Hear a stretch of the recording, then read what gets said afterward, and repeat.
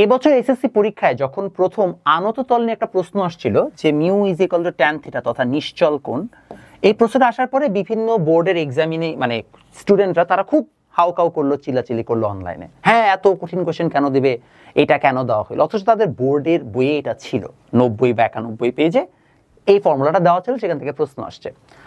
এবং তখন হচ্ছে যে আপনারা অনলাইনে চিনবেন চিন্ময়দাকে, তো চিন্ময়দা প্রথম মানে চিন্ময়দা তার গ্রুপে এটা পোস্ট দিয়েছিল, তখন বলেছিলাম যে দাদা আসলে এটা তো তাদের বইয়েই আছে।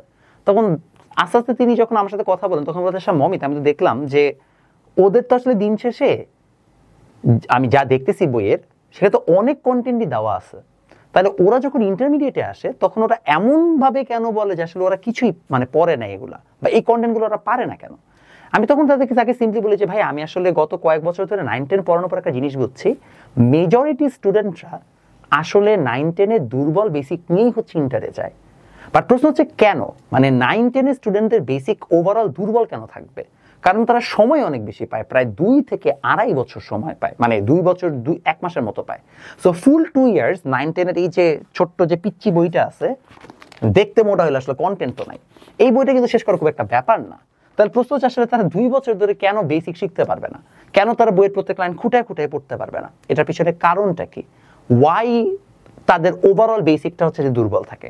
আমি বেশ কিছু কারণ বের করেছি এবং আমি কারণগুলোকে এখন ব্যাখ্যা করতে চাই। প্রথম কারণ আমার কাছে যেটা মনে হয় সেটা হচ্ছে কন্টেন্ট কোয়ালিটি। আমরা সবাই জানি যে আমাদের অন্যতম বড় সমস্যা আমাদের বোর্ড বইগুলো আপ টু দ্য মার্ক না, এবং এই বোর্ড বইগুলোতে যে জিনিসগুলো থাকা দরকার সেগুলো কন্টেন্টগুলো ঠিক মতো নাই। ইনফ্যাক্ট এই বইটাকে তো এখন এমন বানানো হয়েছে যেখানে ঠিকমতো সংজ্ঞাগুলোও দেওয়া নাই, মানে লিটারালি সংজ্ঞাটাও এখন বাচ্চাদেরকে গাইড থেকে পড়তে হচ্ছে। সো প্রবলেম হচ্ছে এইখানে বইটা যেভাবে সাজানো সেটা কোয়ালিটি কন্টেন্ট নাই। যেমন এই ফর্মুলাটা দিয়েছে বাট ফর্মুলাটার ব্যাখ্যা নাই। তো সমস্যা এই জায়গায় যে একটা বাচ্চা পড়বে কিভাবে? কন্টেন্ট যখন কোয়ালিটিফুল থাকে না তখন বাচ্চারা অটোমেটিক্যালি কোচিং নির্ভর হয়ে যায়, গাইড নির্ভর হয়ে যায়। আর 9-10 জন্য বাজারে যতগুলো গাইড আছে সেই গাইডগুলো তো আসলে দেখা যায় হচ্ছে জাস্ট কোয়েশ্চেন ব্যাংক, মানে আমরা তো সবাই খালি কোয়েশ্চেন ব্যাংক পছন্দ করি, অনেক কোয়েশ্চেন থাকবে অনেক অ্যান্সার করবো, এটা ছাড়া তো আসলে আর কিছু নাই।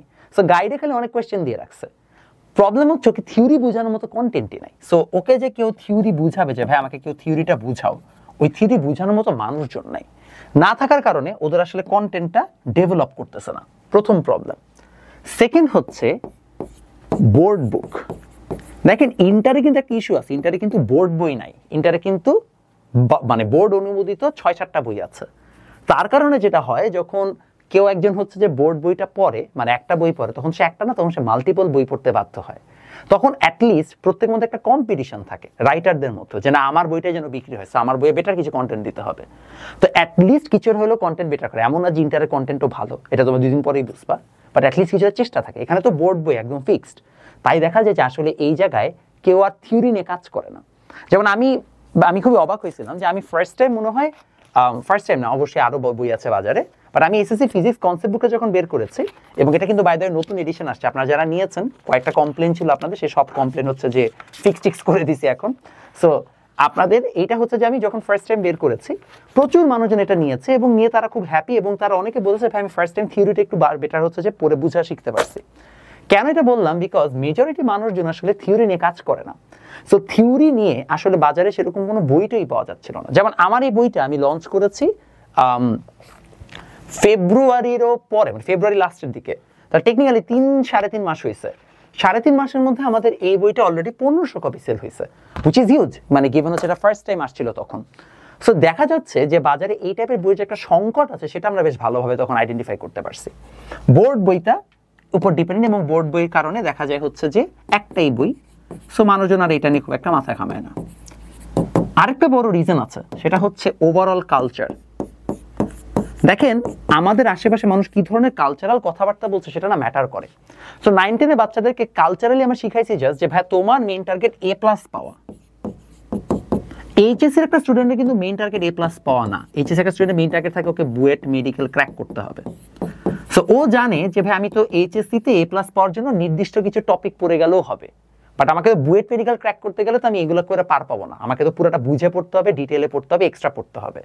সো তখন কি হয়, ও করে কি এইচএসসি থেকে বুয়েট মেডিকেলের জন্য প্রেপ নেয়।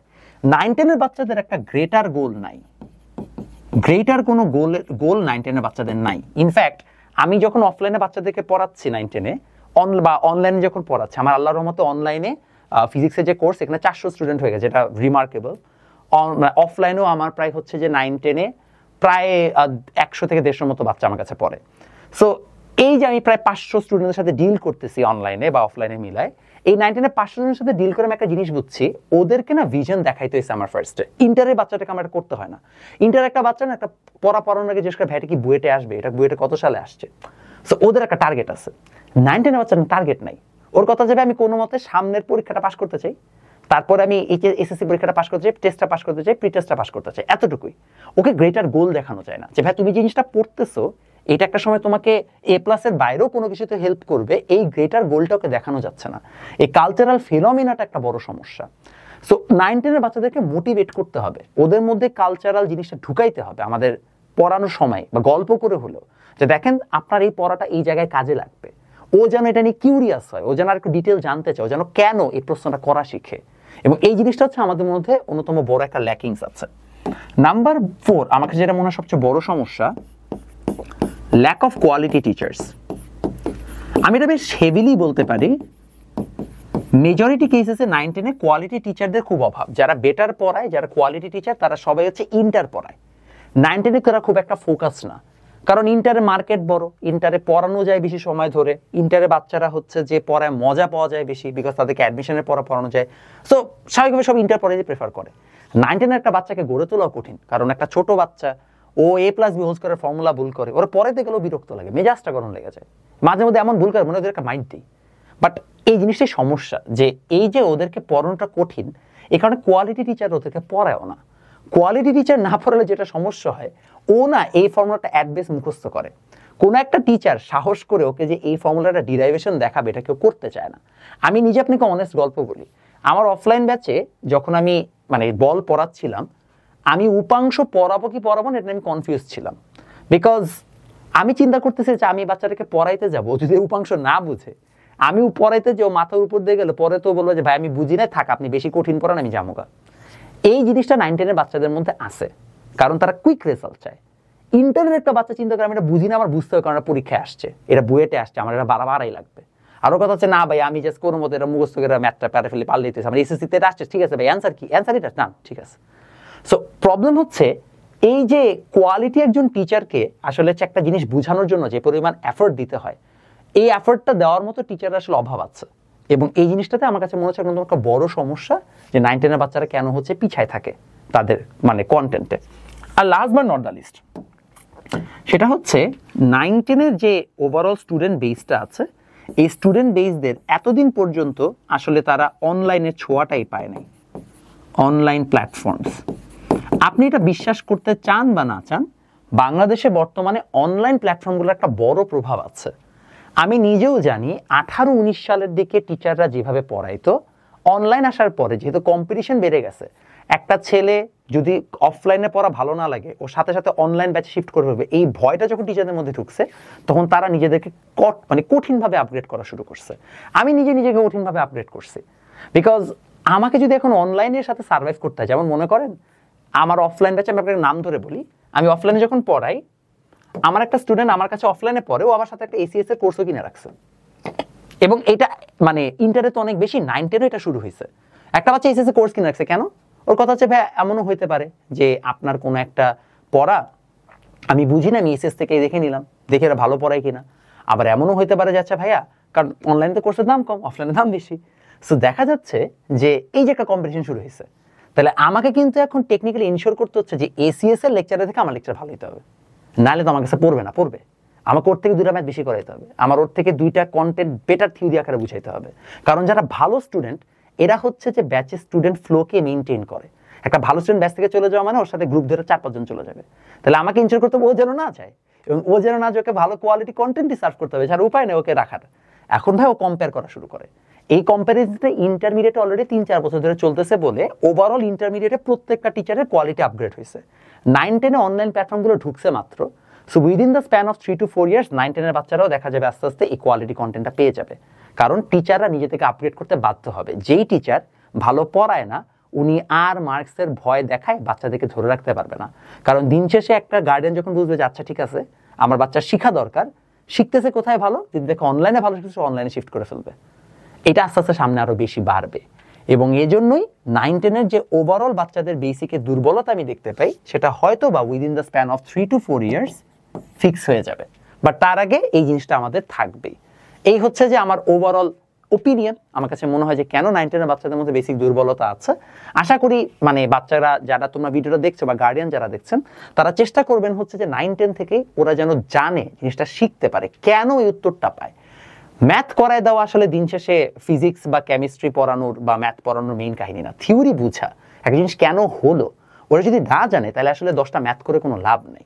10টা ম্যাথও করার ক্ষেত্রে টেকনিক আছে, ওইটাও করা যেতে পারে, কঠিন ম্যাথ সলভ করারও টেকনিক্স আছে, ওইগুলো ওভারঅল একটা জার্নি, শেখার একটা জার্নি। এবং এক্ষেত্রে টিচার অনেক ম্যাটার করে।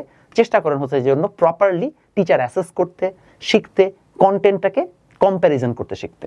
আর যারা আমাদের হচ্ছে যে বিভিন্ন কোর্সে, আমি জানি না এখনো আমার এই কোর্সটার প্রমোশন করা উচিত না, বাট আমার লিটারালি প্রতি সপ্তাহে হচ্ছে এখনো ফিজিক্স এবং কেমিস্ট্রি কোর্সে অনেক মানুষ ভর্তি হচ্ছে। যারা 9-10-এ এই হাফ ইয়ারলি সময় এসে ফিজিক্স বা কেমিস্ট্রি কোর্সে ভর্তি হতে চান তারা আমাদের এই দুটো নাম্বারে যোগাযোগ করতে পারেন। যোগাযোগ করলে আপনারা প্রিভিয়াস ইয়ারের সকল হচ্ছে যে রেকর্ডের কোর্স পেয়ে যাবেন। আরেকটা জিনিস, আমাকে 9-10-এর অনেক বাচ্চারা বলছিলেন যে ভাই আপনাদের কলেজ অ্যাডমিশন কোর্সটা থেকে আমাদের জয়েন করা উচিত কিনা, বিকজ অনেকে আসলে অনেক ওভার মানে বেশি এনথুসিয়াস্টিক যে ভাই আমি এখন থেকে পড়ে রাখবো। তাদের জন্য সাজেশন হচ্ছে যে না, কলেজ অ্যাডমিশন কোর্স আপনাদের জন্য খুব একটা হেল্পফুল হবে না। কারণ আমরা যখন কোর্সটা নিই তখন আসলে দেখা যায় একটা বাচ্চা যে কিনা অলরেডি সব পড়ে ফেলছে, আমরা তার জন্য কোর্সটা নামাইছি। ঠিক আছে, আপনাদের জন্য কি কি জিনিস হেল্পফুল হবে আমি বলে রাখতেছি। প্রথমত আপনারা চাইলে আমাদের যে 5টা বই আছে 9-10-এর, সেই 5টা বইয়ের বান্ডেল নিতে পারেন। এই বইগুলো খুবই চমৎকার রিভিউ আমরা পেয়েছি এবং দোয়া রাখেন বইগুলো ইংলিশ ভার্সনের কাজ আমি শুরু করেছি এবং একই সাথে বইটার আপনাদের সেটের যে জিনিস দুটো বাকি ম্যাথ আর হায়ার ম্যাথ সেটা স্টার্ট করেছে। তো নেক্সট ইয়ার ইনশাল্লাহ যারা নতুন 9-এ আসবেন বা যারা নতুন 10-এ উঠছেন তারা হয়তো ম্যাথ হায়ার ম্যাথ এই দুটো বইয়ের সাথে পেয়ে যাবেন। আর যারা হচ্ছে যে আপনারা ছোট্ট সোনামণিরা আছেন যারা ভাবছেন যে এনডিসি হলিক্রসের কোর্সে জয়েন করবেন কিনা, তারা কোর্সে জয়েন না করে আমার যে কোয়েশ্চেন ব্যাংকটা আছে আপনি ওইটা নিয়ে নিতে পারেন। কোয়েশ্চেন ব্যাংকটা বা যেটা আমি এনডিসি ভর্তি গাইড বলি, তাজওয়ার্জ অ্যাডমিশন গাইড, এটা আপনি অনলাইনে সার্চ করলে পেয়ে যাবেন। আপনারা ওই গাইডটার সাথে নিতে পারেন, কারণ এই গাইডটা থেকে আপনি মোটামুটি কোয়েশ্চেন ব্যাংক সলভ করলেই হবে।